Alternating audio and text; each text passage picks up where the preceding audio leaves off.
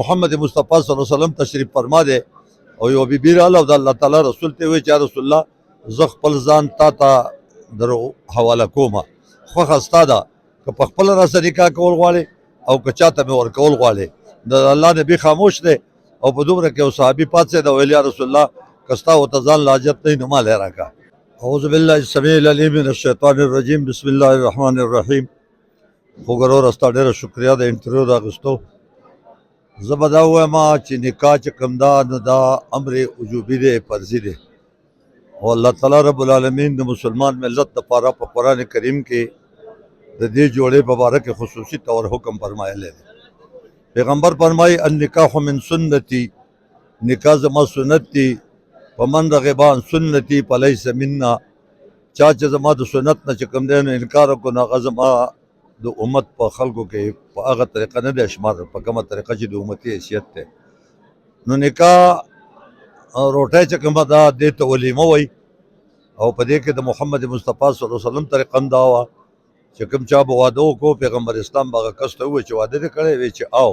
ویل تا خو موږ ته د روټۍ د ولیمې په باره کې څه ذکر نه دی کړی. هغه ویل یا رسول الله تاسو له بیا دعوت در کومه چونکې دا یو سنت امر دی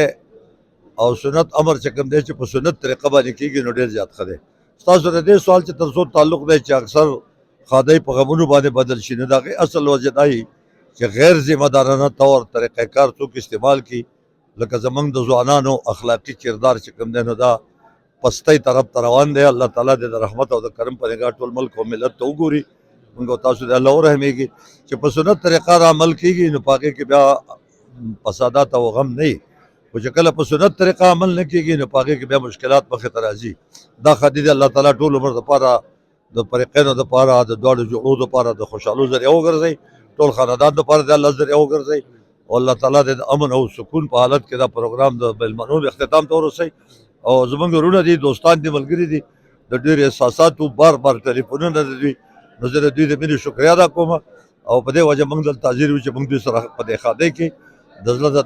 خوشحالۍ نه دوی ته مبارکباد ووایو او د الله نه دعا وغواړو چې الله پکې خیر او برکت راواچوي. مولوي صاحب دا راته ووایه چې په دې وخت کې ډېر داسې خلک شته دی زنانه چې هغه په کورونو کې ناستې دي بغیر د نکاح نه ناستې او ډېر داسې نوجوانان هم شته دی چې هغه د بېرهروۍ شکار شوي دي په ټیک ټاک باندې په موبایل باندې خپله زندګي بربادوي. نو هغه خلکو ته څه پیغام ورکوي چې یاره دیو د خپلې نکاحګانې په شرعي طریقه باندې په سادګۍ سره وکړي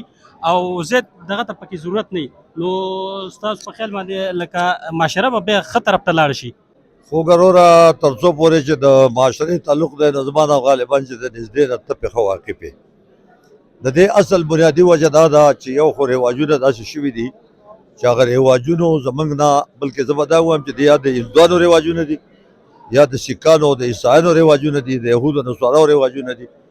یا د پښتون په کلچر کې خپل ذاتي د پښتونکو د پیغور او د رسم رواجونه دي. دې رواجونو چې کوم دی نو نکاحونه مشکل کړي دي. د الله پیغمبر فرمایي چې بهترین نکاح هغه دی چې د هغې مهر هم کمي او د هغې اخراجات هم کمي.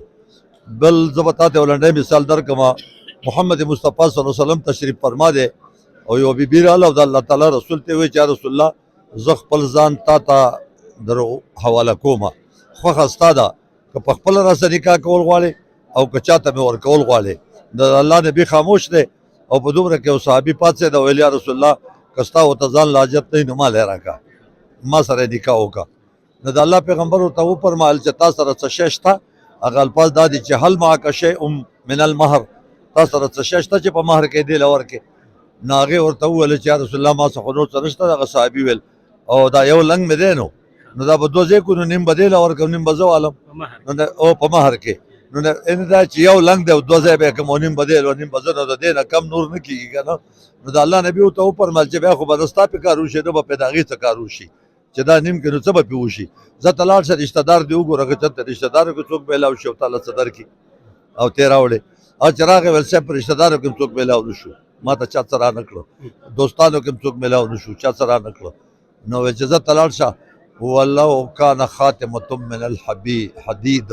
وګوره که د اوسپنې یوه ګوته دې پیدا کړم خیر دی. نه چې بېرته راغی نو نبي علیه صلات وسلام ته ویل چې یا رسول الله هغه د اوسپنې ګوته مې پیدا نه کړه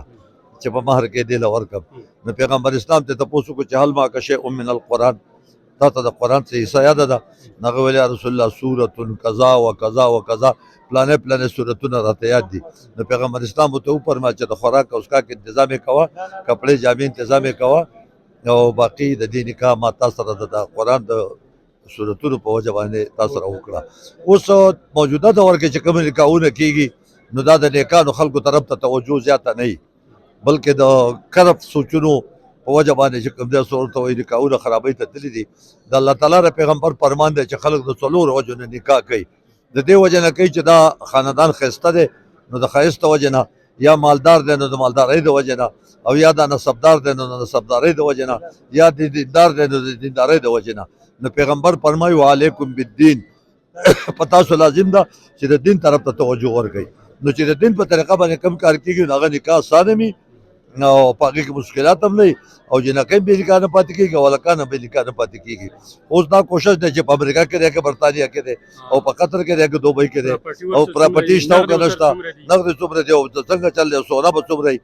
او مهر چې کوم دی نو عام طور نن سبا 22 تولې او 20 تولې او 15 تولې او په 3 लाख روپۍ باندې یوه توله د غریبانو وس نه کېږي چې وس نه کېږي په نتیجه کې نکاح پاتې شي او بدکارۍ طرف ته زیاته توجه شي نو زما معاشرې ته اپیل دی چې مهرونه هم راکم کوي